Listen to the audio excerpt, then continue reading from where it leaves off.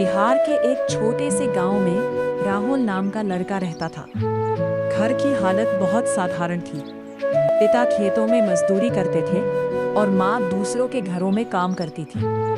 गरीबी थी, लेकिन राहुल के सपने बहुत बड़े थे। वो हमेशा कहता था, एक दिन मैं अपने माँ बाप का नाम रोशन करूंगा। उसी गांव में एक लड़की रहती थी, अनन्या।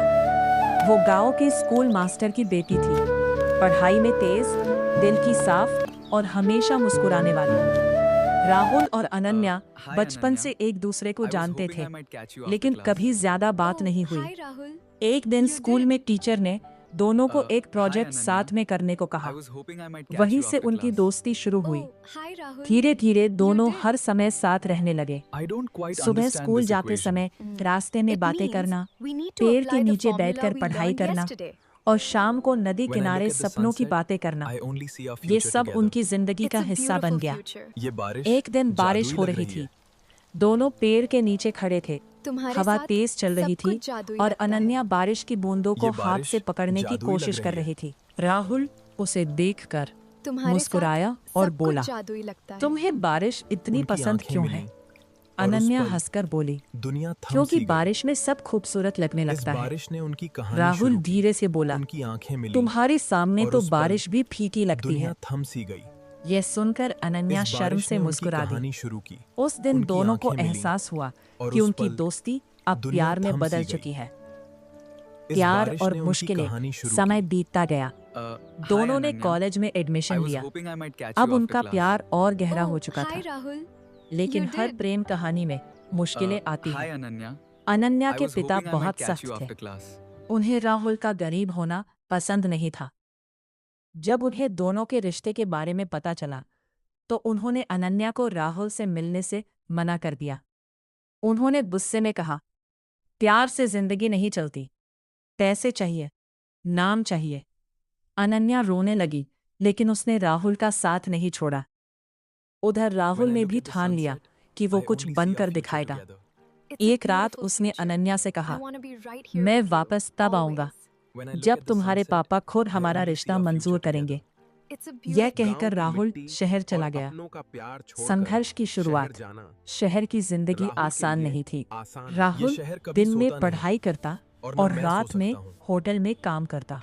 एक दिन कई बार भूखा मैं सोता, कामयाब हो जाऊंगा। कई बार लोगों की बातें सुनकर टूट जाता। लेकिन अनन्या का प्यार उसे हारने नहीं देता था। दूसरी तरफ अनन्या हर दिन राहुल का इंतजार करती।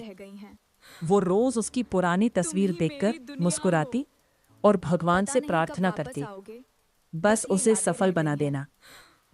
दोनों कभी कभी फोन पर बात करते, लेकिन दूरी धीरे धीरे बढ़ती जा रही थी। फिर एक दिन अचानक राहुल का फोन आना बंद हो गया। 1 महीना, 2 महीने, पूरा 1 साल बीत गया। अनन्या टूट चुकी थी। उसे लगा राहुल उसे भूल गया। उधर राहुल एक बड़े हादसे का शिकार हो गया था। काम से लौटते वक्त उसका एक्सीडेंट हो गया था। कई महीनों तक वो अस्पताल में रहा। उसके पास इतना पैसा भी नहीं था कि किसी को खबर दे सके। लेकिन जैसे ही वो ठीक हुआ, सबसे पहले गांव लौट आया। अधूरी मुलाकात गांव पहुंचकर राहुल सीधे अनन्या के घर गया। लेकिन वहां शादी की तैयारी चल रही थी। राहुल के पैरों तले जमीन खिसक गई। उसे पता चला कि अनन्या की शादी अगले दिन थी। उस रात राहुल नदी किनारे अकेला बैठा रो रहा था। तभी पीछे से आवाज आई, तुम इतने देर से। राहुल ने पलट कर देखा। सामने अनन्या थी। दोनों की आंखों से आंसू बहने लगे। अनन्या रोते हुए बोली, मैंने तुम्हारा 1 साल इंतजार किया। मुझे लगा तुम मुझे भूल गए। राहुल ने सब सच बता दिया। अनन्या ने उसका हाथ पकड़कर कहा, मैं आज भी सिर्फ तुमसे प्यार करती हूँ। आखिरी फैसला। अगले दिन शादी थी। पूरा घर मेहमानों से भरा था। तभी अनन्या सबके सामने खड़ी हुई और बोली, मैं किसी और से शादी नहीं कर सकती। मैं राहुल से प्यार करती हूँ। पूरा घर शांत हो गया। उसके पिता गुस्से से कांपने लगे। लेकिन तभी राहुल आगे आया और बोला, मैं आपकी बेटी को खुश रखूंगा।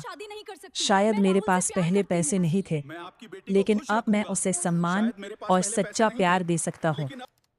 राहुल अब एक बड़ी कंपनी में इंजीनियर बन चुका था। मैं अपने काम पर ध्यान अनन्या के पिता की आंखों में आंसू आ गए। उन्होंने पहली बार राहुल के सिर पर हाथ रखा और कहा, मुझे माफ कर दो बेटा, मैंने तुम्हें गलत समझा। नई शुरुआत। कुछ दिनों बाद पूरे गांव के सामने राहुल और अनन्या की शादी हुई। बारिश हो रही थी, बिल्कुल उस दिन की तरह जब दोनों पहली बार अपने प्यार को समझे थे। शादी के बाद राहुल मुस्कुराकर बोला, अब बारिश पहले से ज्यादा खूबसूरत लगती है। अनन्या हंसते हुए बोली, क्योंकि अब हम साथ हैं। सीख। सच्चा प्यार सिर्फ साथ रहने का नाम नहीं होता, बल्कि हर मुश्किल में एक दूसरे का इंतजार करने और भरोसा रखने का नाम होता है।